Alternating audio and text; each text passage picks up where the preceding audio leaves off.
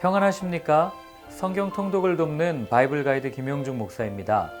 민수기 23장부터 25장까지를 읽습니다. 사람의 마음속에 있는 것이 행동으로 드러납니다. 아무리 숨기려 해도 숨기지 못합니다. 그래서 마음에 무엇을 담고 있는지가 중요합니다. 예수님께서도 입으로 들어가는 것이 중요한 것이 아니라 입에서 나오는 것의 위험을 알려주시므로 내면의 상태에 대해 관심을 가지셨습니다. 모압의 왕 발락이 발람을 통해 그토록 이스라엘을 저주하고 싶었던 이유는 그의 마음에 있었던 욕심이었음을 알게 됩니다. 발락의 마음에 있는 것들이 어떻게 표출되는지 살펴보겠습니다.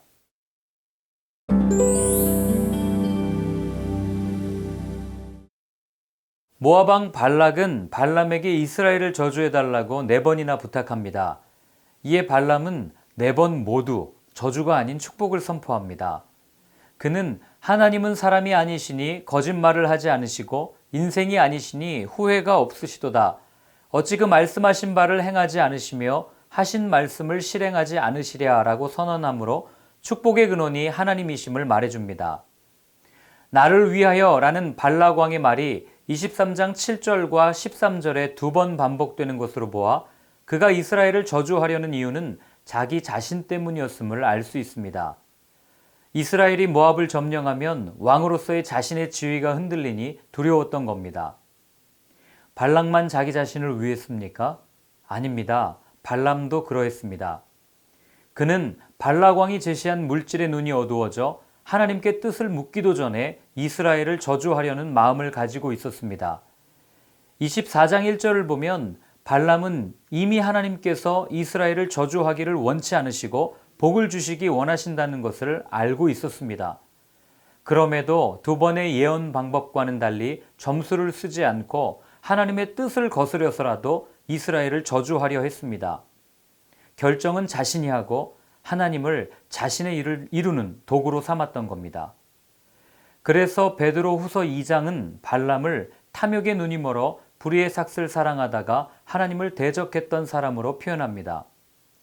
발락은 발람이 이스라엘을 저주하지 않고 도리어 축복한 것이 장소 때문이라고 생각했습니다.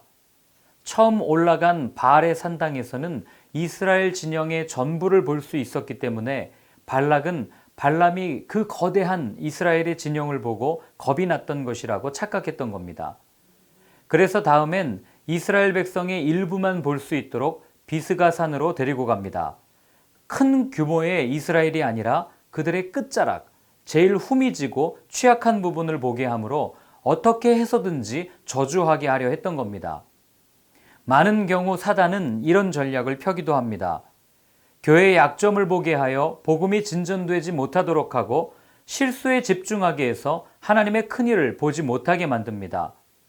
그러나 그 어떠한 계략일지라도 하나님의 뜻을 방해할 수 없다는 것을 본문은 말해줍니다. 발락과 발람의 이야기 속에서 눈여겨보아야 할 것은 24장 14절 17절에 나오는 규, 지팡이와 별에 대한 예언입니다. 발람의 4번째 예언에는 이스라엘에서 한 규, 한 별이 나와서 에돔, 아말렉, 가인 족속 등 이스라엘을 대적했던 모든 나라들이 멸망할 것을 말합니다.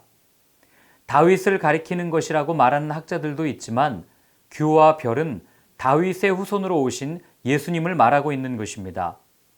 요한계시록에 언급되어 있듯이 하나님을 대적했던 모든 세력들이 어린 양 되신 예수님으로 인해 멸절되고 영원한 나라, 새 하늘, 새 땅, 새 예루살렘이 펼쳐질 것을 예언하고 있는 겁니다.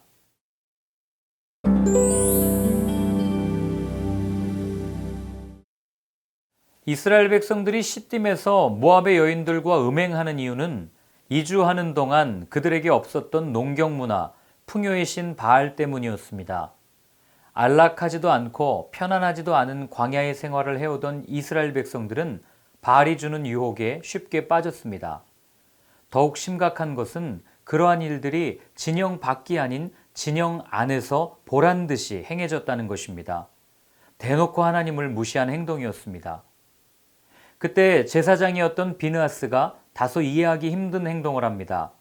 긴 창으로 쾌락을 따른 시므리와 모압 여인 고스비를 찔러 죽인 겁니다. 그런데 잘했다 칭찬받습니다. 왜 그럴까요? 6절은 회막문에서 울고 있는 백성들이 목도하고 있는 가운데 시므리가 이방 여인 고스비를 데리고 들어왔음을 보여줍니다. 이 음행은 이스라엘의 성소 가까운 곳에서 저질러졌던 것입니다. 이렇게 보면 비느하스가 순식간에 그들을 죽인 행동이 이해가 갑니다. 민수기는 3장 10절, 38절, 18장 7절 세 번에 걸쳐서 제사장이 갖고 있는 책임들 중에 하나가 외인이 성물에 가까이 가면 죽여야 한다고 언급합니다. 따라서 이 장면은 비느하스가 제사장으로서의 원칙을 지킨 것으로 볼 수 있습니다. 물론 이스라엘 진영 내에서 단호하게 죄의 싹을 잘라버림으로써 이런 범죄가 또 생기는 것을 막기 위해서이기도 했을 겁니다. 결국 비느하스의 죄에 대한 거룩한 분노가 이스라엘을 살렸습니다. 이 사건 때문에 하나님께서 연병을 내리시는데 그 연병으로 죽은 사람이 2만 4천 명인 것을 보면 하나님께서 얼마나 화가 나셨는지를 알 수 있습니다. 그래서 하나님은 비느하스에게 그의 후손들이 영원히 제사장의 직분을 맡을 것이라는 평화의 언약을 주십니다. 왜 평화의 언약으로 불릴까요? 하나님과 사람 사이의 평화는 죄가 청산될 때 이루어질 수 있음을 시사하는 겁니다. 비느하스와 맺은 언약은 엘리 제사장 시대의 단절을 제외하고는 로마에 의해 예루살렘이 파괴되기 전까지 이어졌습니다.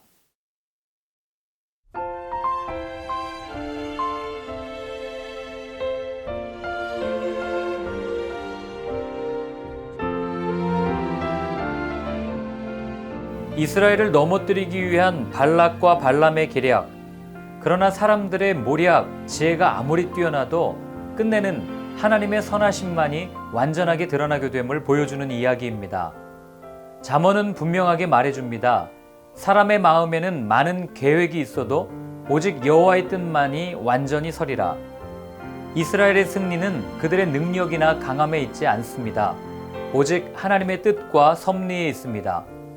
세상이 아무리 발락처럼 어떠한 수를 쓰더라도 믿음의 끝은 언제나 해피엔딩입니다.